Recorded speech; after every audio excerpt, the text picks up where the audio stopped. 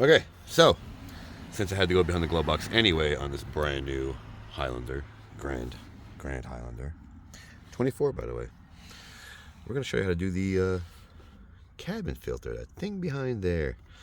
So we want to pull this guy out, and this guy gets squeezed in, and same with this guy. They get squeezed in. Let's see if I can do it with one arm. Can I? Come on.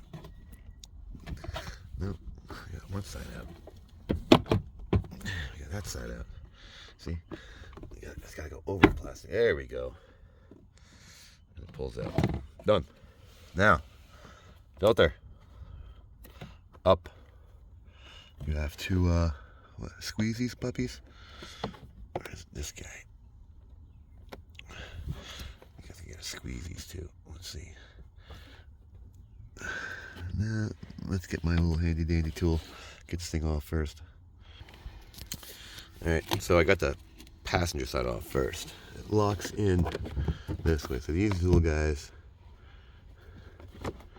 sort of slide in that little, and this locks into place. So you see this little two right here? Squeeze these guys, and the thing pops out in your hand. There you go.